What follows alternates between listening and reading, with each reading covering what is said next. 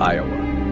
Eu moro em Iowa. Se você nunca teve a chance de nos visitar, permita-me te contar um pouco sobre o estado. Aqui temos campos de milho, muitos e muitos campos de milho. Eles parecem se estender até o infinito. É quase como se essas plantações intermináveis fossem guardiãs silenciosas do vazio que domina as estradas isoladas. Certa tarde nublada, o céu cinzento parecia pesar sobre a paisagem. Eu dirigia pela zona rural, cerca de 30 minutos fora de Farming. A estrada era estreita e solitária, flanqueada por esses gigantescos campos de milho dos dois lados, alto como muros que escondiam segredos nas profundezas. Ao redor não havia sinal de civilização. A única coisa que indicava a vida humana era uma fazenda ao longe, quase invisível no horizonte. Eu seguia o caminho, perdido nos meus próprios pensamentos, quando algo inesperado surgiu à frente. Havia um carro atolado em uma vala ao lado de um dos campos, e um homem magro, de cabelos longos e desgrenhados, acenava freneticamente pedindo ajuda. Ele parecia desesperado, o que fez meu coração acelerar, mas por compaixão parei o carro. Baixei o vidro da janela e perguntei: "Ei, amigo, problema no carro? Posso ajudar?" O homem se aproximou, um sorriso estranho no rosto, quase nervoso. "Cara, tô com um problemão aqui. Pode me dar uma mãozinha?" Concordei com um aceno de cabeça, estacionando meu caminhão um pouco à frente do carro dele.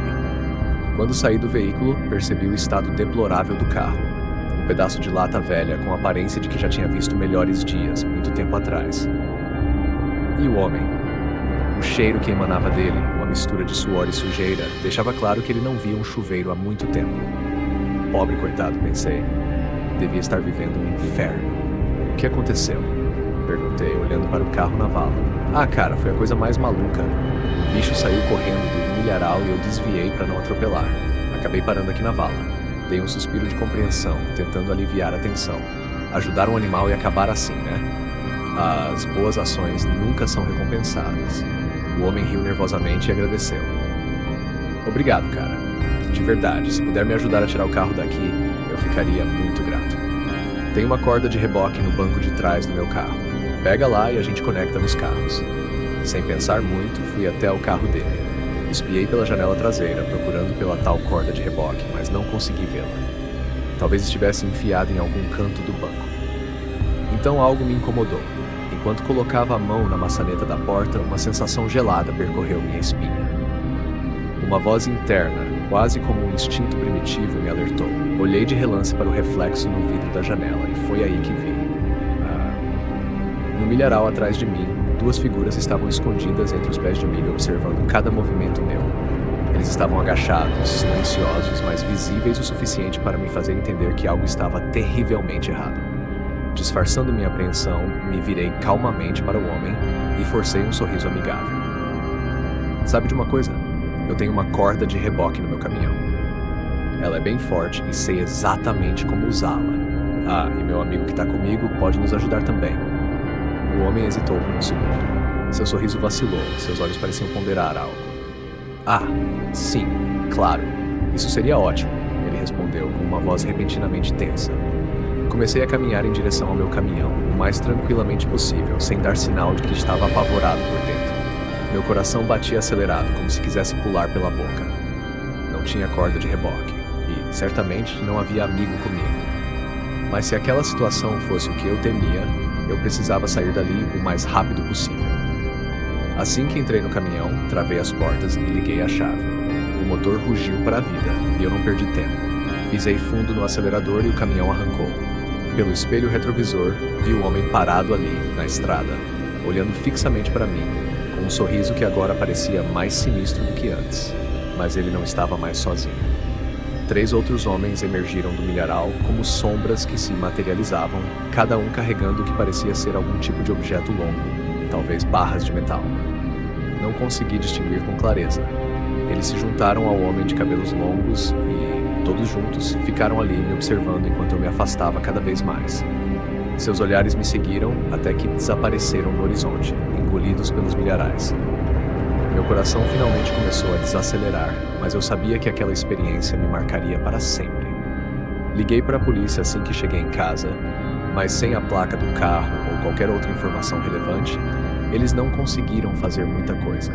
Procuraram pela estrada, mas não encontraram nenhum sinal dos homens ou do carro.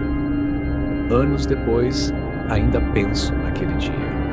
Naquele momento, parecia apenas um estranho azar, mas agora, revendo os detalhes em minha mente, percebo que o carro do homem nunca esteve realmente preso. Ele não precisava de ajuda. Desde o começo havia algo de errado, algo sinistro. Fui tolo em não perceber isso mais cedo. A única que me conforta é o pensamento de que, por sorte, eles não vieram atrás de mim. Wyoming. Alguns anos atrás, meu primo e o pai dele estavam em uma caçada em uma região remota no sudeste de Wyoming.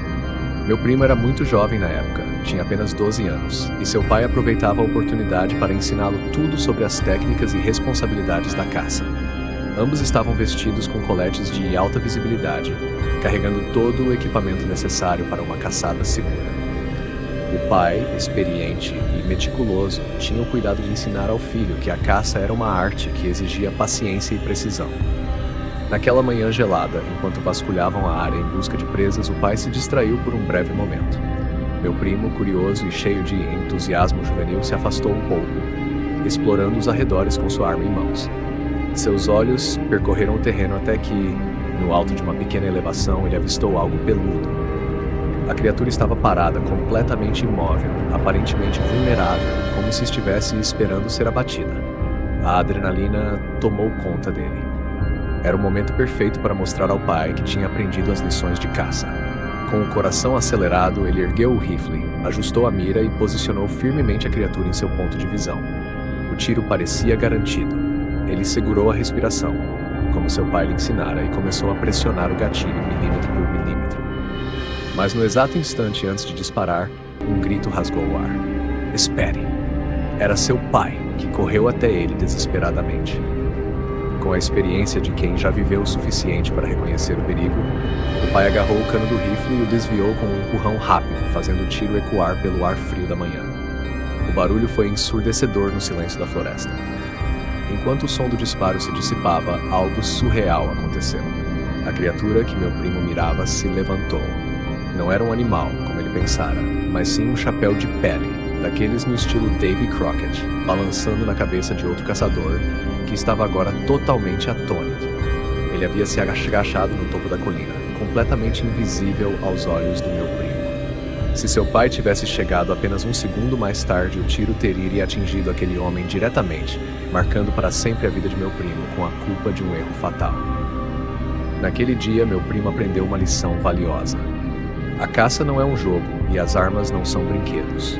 Você sempre precisa identificar sua presa com absoluta certeza antes de apertar o gatilho. A responsabilidade de carregar uma arma vai muito além do que se imagina, e as consequências de um erro são devastadoras. O outro caçador, sem dúvida, aprendeu sua própria lição. Não é nada sábio sair para caçar usando trajes de pele de animal em uma floresta cheia de outros caçadores. Às vezes, uma má escolha de roupa pode ser a diferença entre voltar para casa são e salvo ou não voltar mais. Existem muitas histórias malucas que saem da Flórida, mas acredito que a minha deve ser considerada uma das mais bizarras. Isso aconteceu há 2 anos, em uma trilha arborizada no condado de Lee, e juro que é 100% verdade. Minha namorada e eu estávamos voltando para casa depois de um fim de semana relaxante. A viagem tinha sido tranquila até aquele momento, mas em algum ponto acabamos pegando uma estrada errada. Estávamos em uma rota desconhecida e as estradas de terra do interior não estavam ajudando. Para piorar, o GPS parou de funcionar corretamente, o que nos deixou ainda mais irritados. Estávamos perdidos. Enquanto a tensão aumentava, um raio de esperança surgiu. Avistamos um carro parado ao longe na trilha. Todos os seus 4 ocupantes estavam fora do veículo. Ótimo! Pensamos. Talvez eles possam nos ajudar. Aproximei o carro lentamente, abaixei o vidro do lado do motorista e chamei por eles. Devíamos estar a uns 6 metros de distância, e foi aí que notamos algo estranho. Todos estavam de costas para nós, completamente imóveis, como se fossem estátuas. Ei, vocês estão bem? Perguntei, minha voz ecoando na escuridão da floresta, mas não houve resposta. Continuei dirigindo devagar até ficar ao lado do carro deles. Tentei de novo. Está tudo bem com vocês? E foi nesse momento que a atmosfera se tornou surreal. Todos eles giraram as cabeças para nos olhar, mas não seus corpos, apenas as cabeças. Algumas viraram tanto que ficaram completamente de costas, como se seus pescoços fossem feitos de borracha. Os corpos continuaram rígidos, imóveis, Mas o pior ainda estava por vir. Os rostos. Oh, aqueles rostos. Quando finalmente vi suas faces, senti um frio mortal subir pela minha espinha. Meu coração quase parou. Seus rostos eram pálidos, de um branco cadavérico, completamente desprovidos de qualquer característica humana. Sem olhos, sem boca, sem nariz. Era como olhar para manequins de loja ou bonecos de teste de colisão. O mais próximo do nosso carro começou a balançar a cabeça de um lado para o outro, de forma extremamente rápida e errática, como se estivesse preso em um pesadelo de movimentos impossíveis. E de repente, sua cabeça começou a se mover ainda mais rápido, quase como se estivesse prestes a se desprender do corpo. Meu corpo travou, mas então percebi que os outros três também haviam girado seus corpos, agora totalmente voltados para nós. Começaram a se mover em nossa direção. Seus passos eram rígidos, robóticos, como se fossem marionetes presas a fios invisíveis. Minha namorada, vendo o que acontecia, gritou: "Acelera!" Eu não precisei de outro incentivo. Pisei no acelerador com toda a força e o carro rugiu pela trilha de volta à estrada. O coração batia tão rápido que parecia que ia explodir no meu peito. Olhei pelo retrovisor enquanto fugíamos, e lá estavam eles, parados novamente, exceto o que ainda sacudia a cabeça freneticamente, como se estivesse preso em um ciclo de horror. Dirigimos o mais rápido que podíamos até estarmos longe o suficiente. O silêncio entre nós era mortal. Não conseguimos falar sobre o que havíamos acabado de ver. Não fazia sentido, era como um pesadelo, mas ambos sabíamos que não estávamos sonhando. Aquilo era real. Depois que voltamos para casa, contamos nossa história a algumas pessoas, mas todos nos chamaram de loucos. "Vocês estão malucos", disseram. "Foi só a imaginação de vocês." Mas não, minha namorada estava comigo. Ela viu tudo o que eu vi, cada detalhe bizarro. Nós dois sabemos que aquilo aconteceu. E não importa o que os outros digam, jamais esqueceremos aquela noite naquelas estranhas trilhas da Flórida. Agora fico me perguntando: será que outras pessoas já passaram por algo semelhante? Não podemos ser os únicos a testemunhar algo assim. Não é possível. O Coyote era uma madrugada de inverno, por volta das 2 horas da manhã. Eu e meu colega de trabalho estávamos voltando do nosso turno noturno, dirigindo pela desolada rodovia 89, no norte do Arizona, entre Flagstaff e Page. O silêncio da estrada parecia pesar sobre nós, com apenas o som do motor quebrando a quietude do deserto árido. Enquanto avançávamos pela estrada escura, meus faróis iluminaram algo adiante. 2 pequenos pontos brilhantes refletiram a luz. Olhos. Pensei que fosse algum animal atravessando o asfalto. Imediatamente tirei o pé do acelerador, desacelerando o carro para evitar atropelar a criatura. Conforme nos aproximávamos, percebi que não era um animal solitário. Eram 4 ou 5 figuras, todas agachadas ao redor de algo que jazia no meio da estrada. Meu coração começou a bater mais rápido. Coiotes, pensei, ou talvez cães selvagens, mas algo neles estava profundamente errado. Havia uma distorção grotesca em suas formas, algo que eu não conseguia compreender à primeira vista. Quando passamos bem ao lado deles, senti um calafrio percorrer minha espinha. Todos aqueles olhos nos encararam ao mesmo tempo, e o que vi foi o suficiente para me gelar até os ossos. Os rostos das criaturas estavam deformados, suas feições pareciam deslocadas, desfiguradas, como se tivessem sido esculpidas por mãos inexperientes. O que quer que estivesse no chão, outra criatura, provavelmente um coiote morto, estava destroçado, todo ensanguentado, com o corpo torcido de uma maneira antinatural, como se tivesse sido atingido por um carro ou algo pior. O cheiro metálico do sangue parecia pairar no ar, mesmo com as janelas fechadas. Meu colega, sentado ao meu lado, se virou para mim com os olhos arregalados e sussurrou: "Um deles está nos seguindo." Olhei pelo retrovisor. E lá estava, uma das criaturas, uma aberração que se separara do grupo, correndo pela beira da estrada, acompanhando o carro. A adrenalina correu pelo meu corpo. Pisei no acelerador, tentando despistar a coisa, mas quanto mais rápido íamos, mais rápido ela corria. Então aconteceu algo que nunca esquecerei. Aquela coisa, o que antes parecia um simples coiote, levantou-se nas patas traseiras como um ser humano e começou a correr ainda mais rápido, mantendo o ritmo com o nosso veículo. Seus olhos fixos em nós, sua forma se distorcendo enquanto se movia, parecendo cada vez mais humanoide, mas ao mesmo tempo terrivelmente errado. Como era possível? Não havia lógica, não havia explicação. Acelerei o máximo que pude, com o coração batendo descontrolado. Finalmente, após alguns minutos intermináveis, conseguimos distanciar-nos da criatura. No espelho retrovisor vi a figura diminuindo, até desaparecer completamente no horizonte deserto. O silêncio dentro do carro era sufocante. Nenhum de nós conseguia falar. Chegamos à casa do meu colega e ele saiu rapidamente, tão abalado quanto eu. Mas a sensação de que aquilo não tinha terminado me seguiu até minha própria casa, como uma sombra invisível. Naquela noite, ao tentar dormir, houve algo que fez meu sangue gelar nas veias. Do lado de fora, vindo da floresta próxima, surgiram sons que pareciam uivos de coiotes, mas havia algo profundamente errado com aqueles gritos. Eles não soavam naturais. Eram distorcidos, como se algo estivesse imitando mal os sons. Os uivos se arrastaram por um longo tempo, cada vez mais perturbadores, até que de repente tudo ficou em um silêncio ensurdecedor. Então, ouvi passos rápidos, como se algo estivesse se aproximando da minha casa, diretamente até a janela do meu quarto. Fiquei paralisado, o medo correndo frio pelo meu corpo. De repente, uma voz falou do lado de fora, uma voz humana. O que há de errado?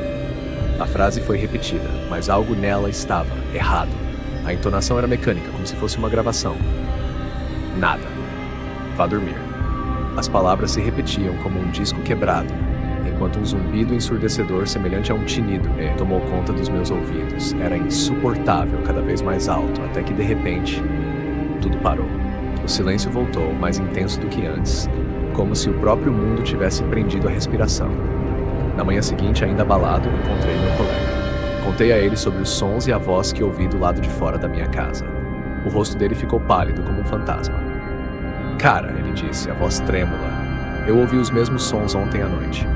Alguns anos depois, tive a chance de conversar com um homem nativo da região. Contei-lhe a história e seus olhos ficaram sômbrios. Ele me falou sobre algo chamado skinwalkers, criaturas capazes de tomar a forma de animais ou pessoas que mataram, mas que nunca conseguem imitar suas presas com perfeição. Algo sempre parece errado. E pior, ele explicou que essas entidades só conseguem repetir as últimas palavras ou gritos de suas vítimas, usando-os para atrair outras presas. Após ouvir isso, um calafrio percorreu minha espinha, e tudo o que vivi naquela noite fez sentido de uma maneira aterrorizante. Você teve sorte, disse ele, com uma seriedade sombria. Eles geralmente não deixam as pessoas em paz, não até conseguirem o que querem.